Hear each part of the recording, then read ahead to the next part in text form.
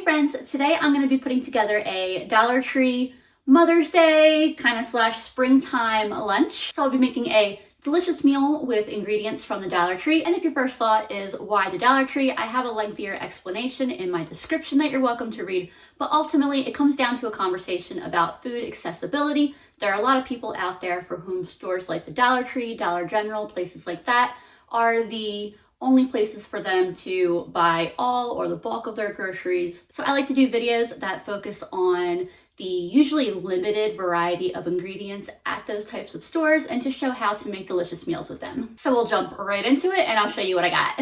Here's everything I got. I got 11 items. They were all $1.25 each. If I'm mathing correctly, I think that's $13.75.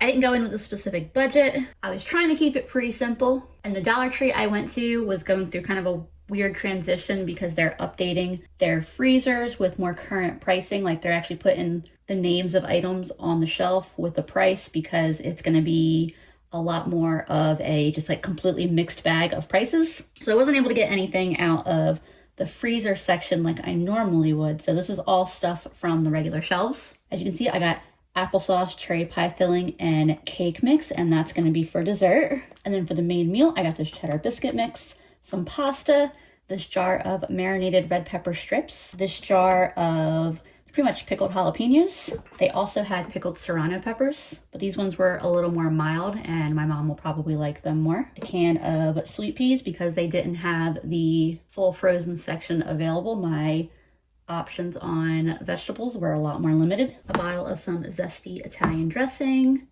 this cute little triangle of jalapeno cheese. These ones don't have to be refrigerated until they're open. They're basically the same kind of cheese that you'd get in like a Hickory Farms gift box or something like that. And then the canned luncheon loaf, which is kind of like a more budget-friendly Spam. So those are all the ingredients I got. And I'm gonna start with dessert because when I'm making a meal like this, I always like to get the dessert out of the way first.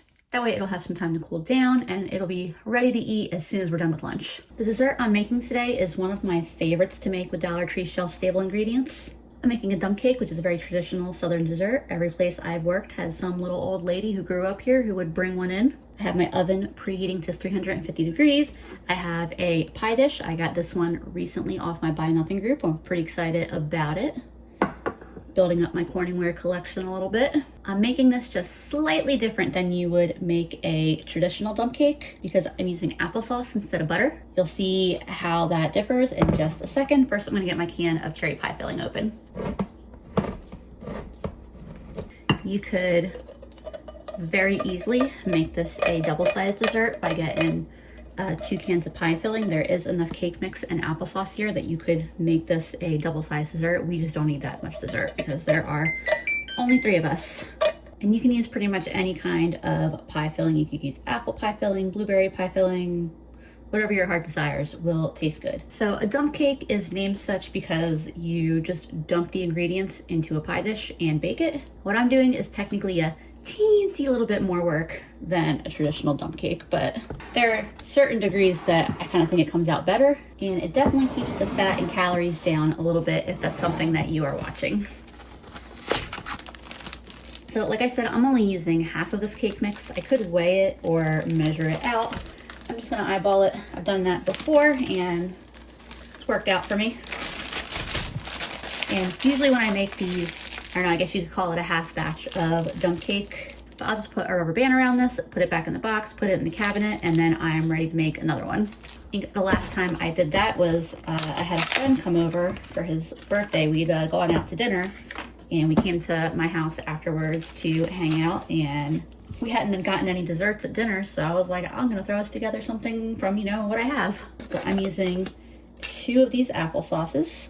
I bet if you did apple pie filling, using the little applesauce cups that have the cinnamon, that are flavored with cinnamon, would taste really good. 2 of these should be just the right amount. So in a traditional dump cake, you would just dump the cake mix, spread it out on top of your pie filling, and then you would take a stick or 2 of butter and either slice it or grate it on top of the cake mix. And as the whole thing bakes, the butter would melt into the cake mix and moisten everything. And you know, there's a little bit of juices from the pie filling that would help moisten the cake mix. It's still very common to end up with dry spots in your dump cake when you do that, which aren't necessarily a bad thing, just aren't the best thing either. I like doing it this way though. So just stir that until the cake mix is completely moistened. It's possible you might be able to dump the cake mix in just like you would traditionally and kind of spread the applesauce on top of it. Maybe it would work out, but I don't mind using a bowl. I appreciate the simplicity of not having to dirty a bowl to make this, but with the silicone spatula, I'm gonna get just about everything out anyway, and this is gonna be very, very, very easy to clean. And then I'm just gonna carefully spread this to the edges. Kind of try to get it an even layer on top without actually mixing it in with the pie filling.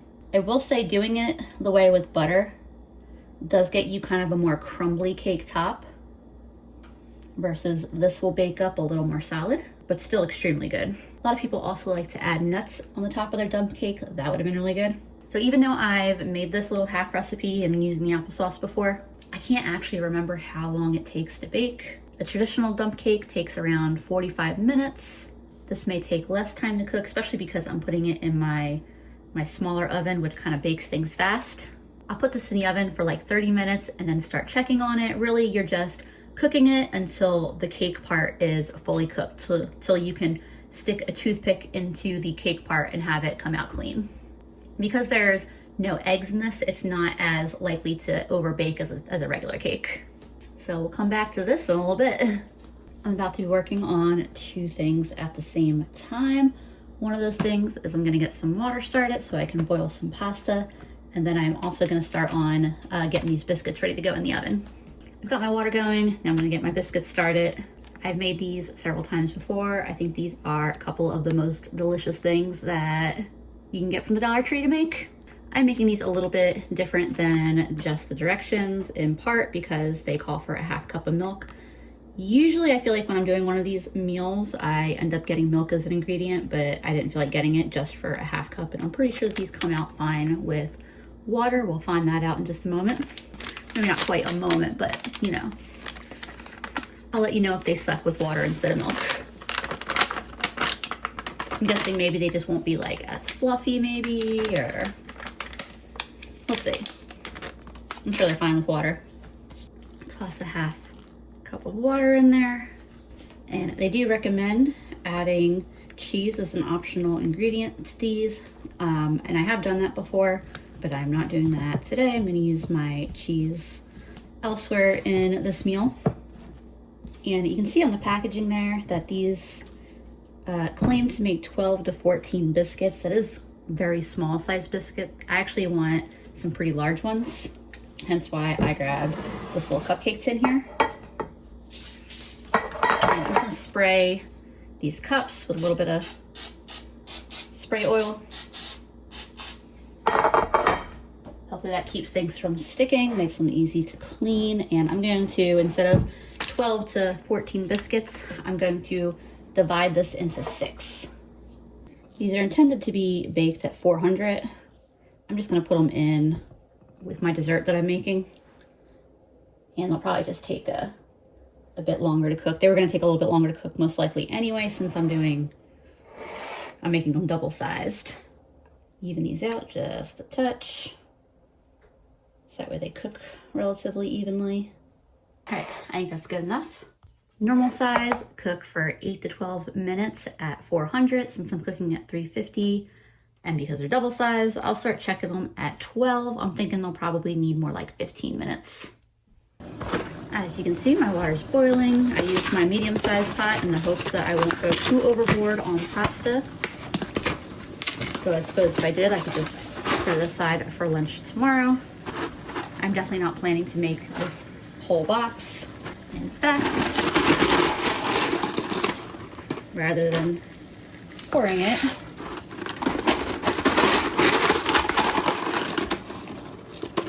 I'll use a measuring cup to kind of get a better idea of how much that I want to use. But that's probably a third of the box That should be plenty.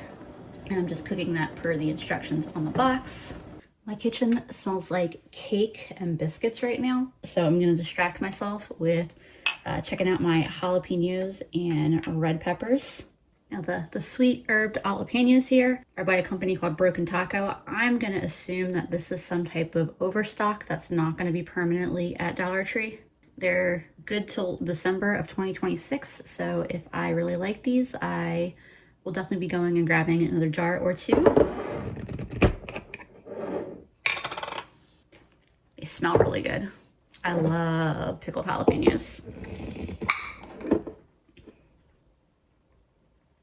And then the marinated red peppers don't really smell like anything, which makes sense. The red peppers aren't pickled like the jalapenos. They're in a water and oil mixture. Try to get a little pepper out here to try.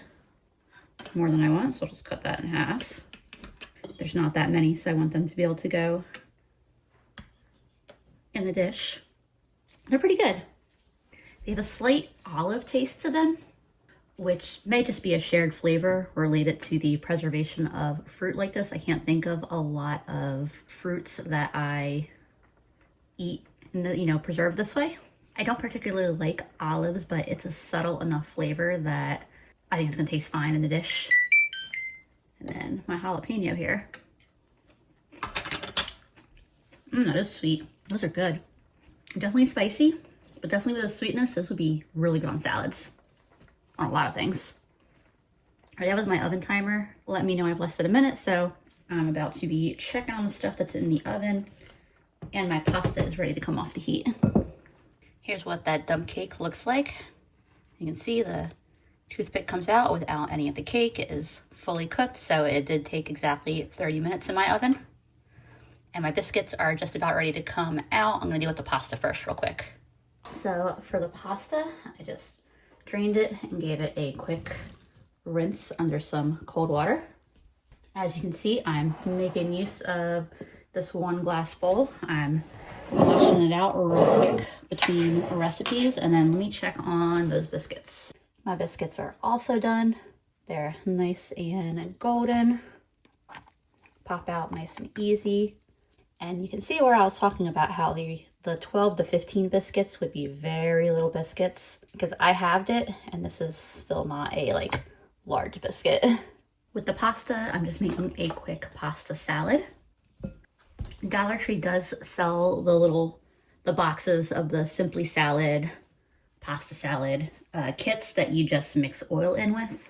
Dollar Tree does sell oil, but it's not exactly the highest quality oil.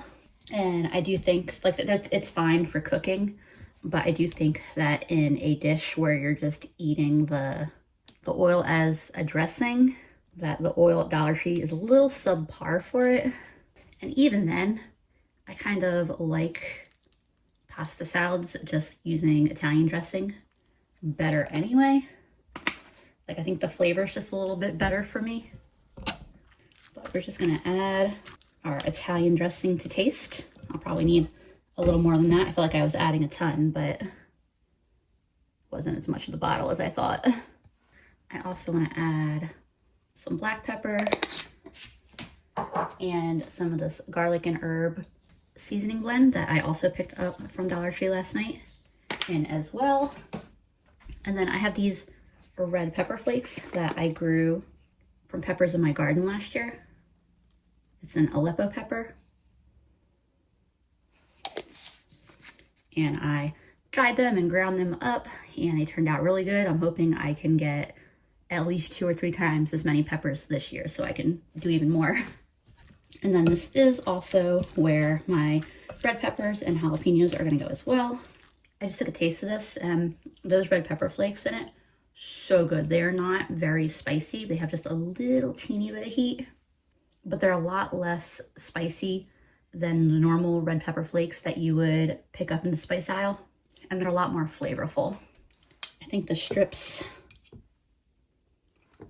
yeah, they're definitely a bit longer than I want to put in there. So I'm gonna chop them up a little bit. Maybe I won't need quite the whole jar.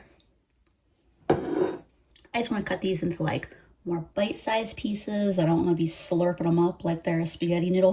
All right, these are more the size that I want to use. And then I won't use very many of the jalapenos at all.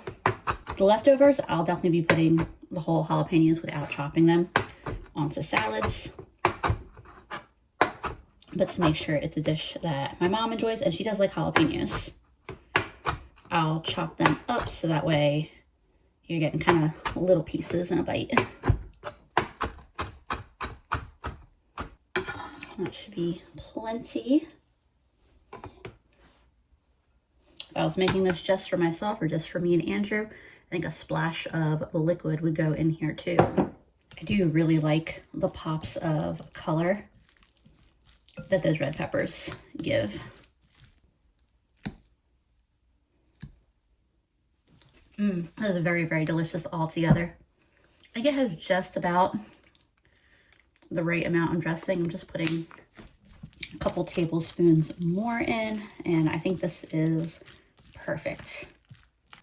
Those jalapenos definitely give it just a little bit of heat, but I think it's really good. All right, I don't have too much here to go. I am heating this pan up on kind of a medium-low heat. And I have my luncheon loaf here. Now the way you get this open is it's got this little key on the bottom. I have no fingernails, so getting these off is a pain for me. It's got this little slot right here.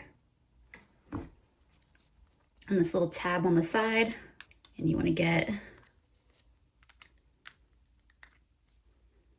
that's right, you do it that way, so that way, because if you do it this way, that doesn't have room to twist. So you do it so that way this little handle part is clear of the top of the can.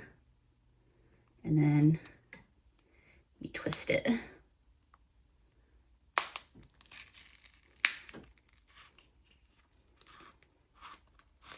It's very ingenious.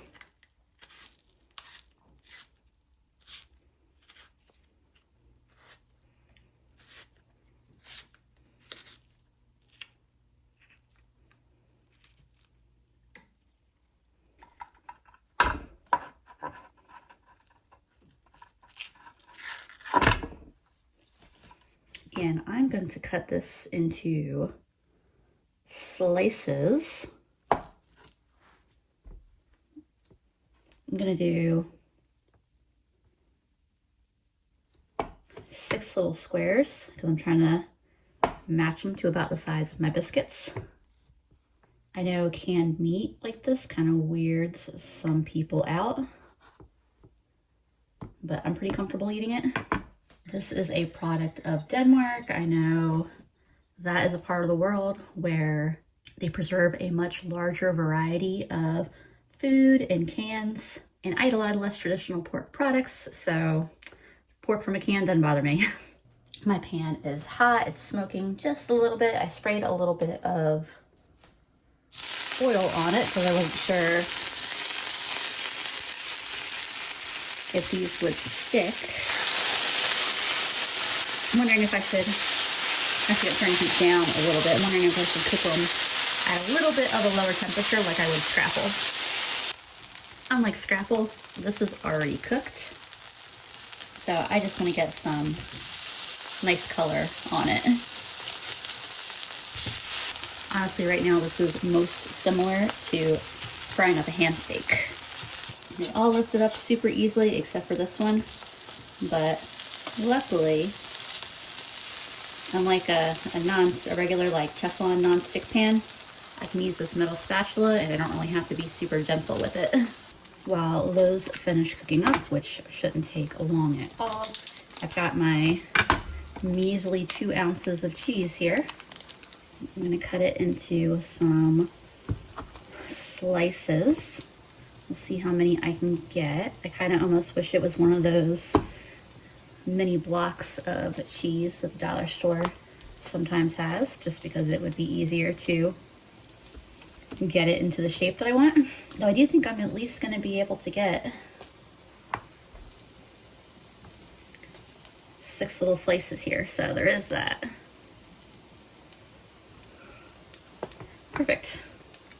triangles now. I'm also taking my biscuits here and just gently slicing them in half. I've got the heat off on my meat right now, and I will show you how I've got that cooking here on the residual heat. I wanted to get the sides a little bit, so I just kind of put the whole stack there, stack them up and put them on their sides. While these are nice and hot, I'm going to put a slice of meat on the biscuit, break that in half, makes a perfect square. And I'll have these little sandwiches. I'll do the same thing to the other 6 here. So, slice of meat, break my triangle in half. That didn't go quite as perfectly in half, but close enough.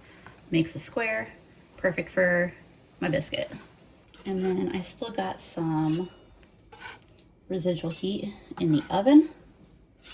So I'm going to put all of my little biscuit sandwiches here on my pan and then just pop this into the oven while I wrap things up.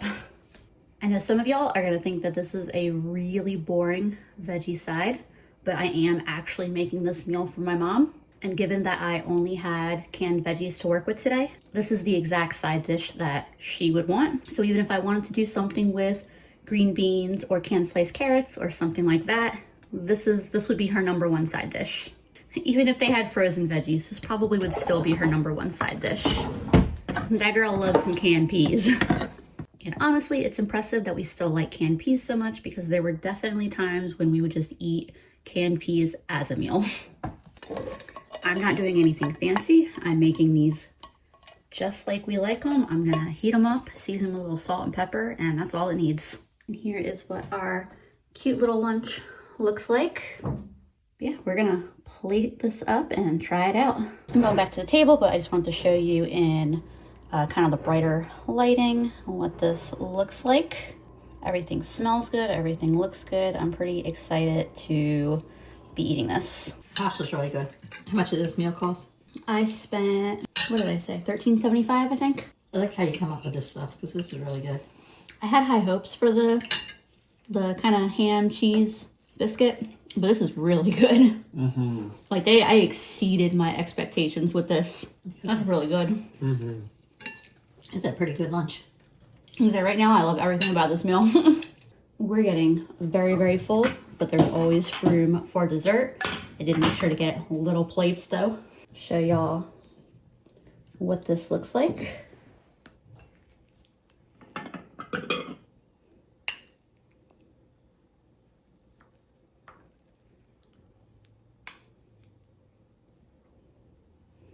Some for Andrew. And all this for me. No. Little slice for me.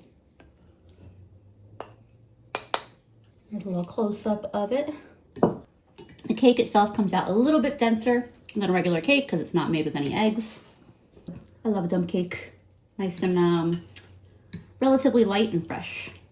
We are done eating, in the process of cleaning up and putting away the little bit of leftovers that are left. That was an absolutely delicious meal. Would definitely make anything from that table again. Thanks y'all for joining along with me, and I'll see y'all again soon.